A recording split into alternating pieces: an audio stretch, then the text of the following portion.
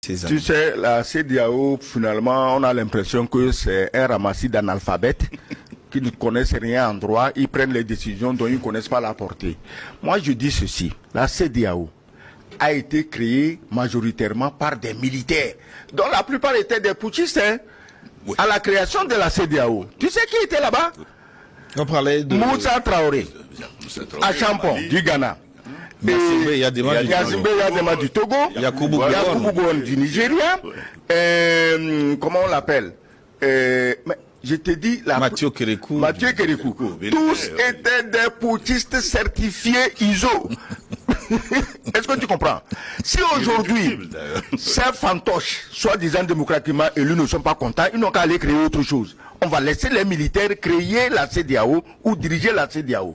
Parce que la CEDEAO des pères fondateurs n'a rien à voir avec leur lubie, avec leur méchanceté, leur cynisme, leur tendance à s'auto-détruire.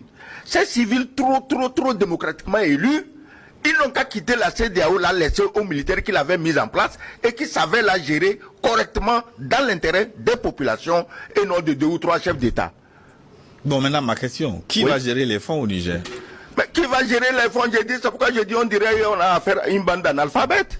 D'ailleurs, je me pose même la question, est-ce que la CEDEAO a annoncé officiellement qu'elle veut donner l'argent? Oui, moi, je me pose cette question. Par votre presse, il me semble que c'est un discours du président de la commission, Oumar Alou Touré, qui a annoncé Omar Alou Touré, là, c'est lui qui a fait le tour de toutes les capitales européennes pour demander qu'on crucifie le Niger. Lui, personnellement.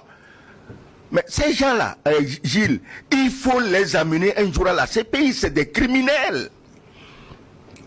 Ce gars-là, dont tu viens de donner le nom, il est plus criminel que les chefs d'État.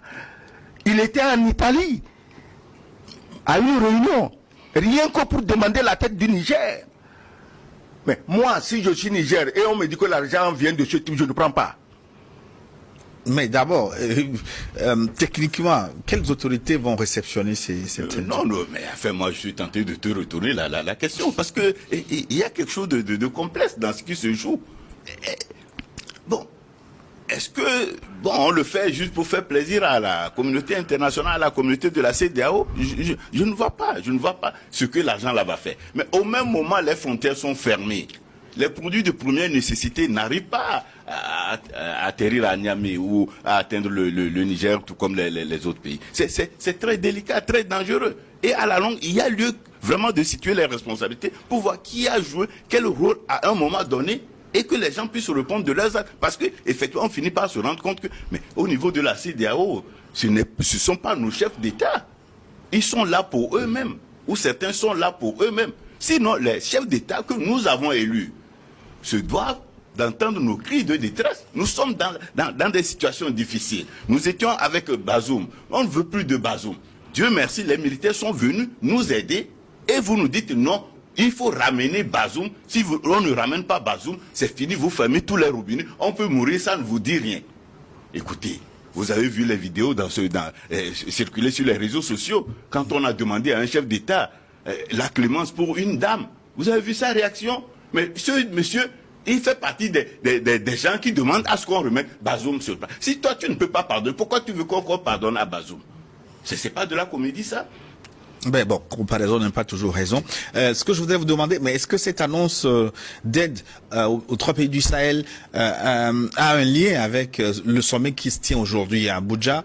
Est-ce que le ton de ce sommet va changer en considération des déclarations qu'on a eues, par exemple, du président en exercice Bola Tinubu, qui a dit finalement qu'il tient compte désormais des cris de son peuple? Est-ce que le ton de ce sommet va changer? Bola Tinubu, comme tout pays anglophone dans notre région ici, a quand même des reliquats démocratiques dans ses faits, gestes et déclarations. Parce que lui, il tient compte de la réaction de son Sénat, de son Parlement et de sa population, surtout les populations du Nord. Mais le pays à côté a la même configuration. On n'a jamais posé la question à un député. Au contraire, quand un député sort pour s'exprimer contre ça, ben, il est marginalisé, ostracisé. Et il n'y a pas de pardon. C'est un pays où pardonner devient un péché. Il n'y a pas de pardon. Et maintenant, les anglophones, le Ghanéen, il est devenu muet comme une carpe depuis que les Ashanti, le roi Ashanti a dit arrête la plaisanterie, nous on n'est pas dedans. Donc les pays anglophones qui connaissent au moins le sens de démocratie et de démocratiquement élus, on peut compter sur eux. Mais les démocratiquement nommés à l'Élysée, il n'y a rien à attendre d'eux.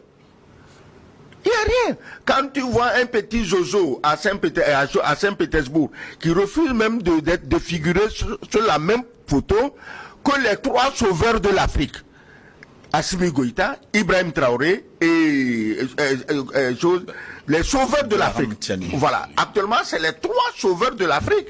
Et il y a un, Poutis d'ailleurs lui-même, qui refuse de figurer sur la même photo qu'eux. Mais la CEDEAO est l'école des hautes études en hypocrisie.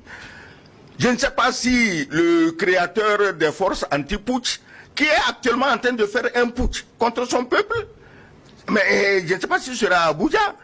En tout cas, s'il va là-bas, comme d'habitude, la CEDEAO étant chargée de protéger les syndicats, c'est comme les familles mafieuses à New York. On se protège, on ne se tient pas la main.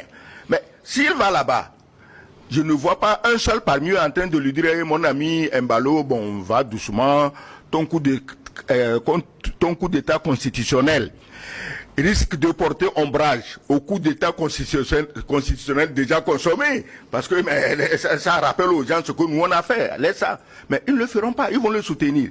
Et tu sais qui la CEDEAO condamne là-bas? Les putschistes. Il n'y a jamais eu de putsch. Je ne connais pas un seul militaire intelligent qui veut faire un coup d'état dans un pays et qui va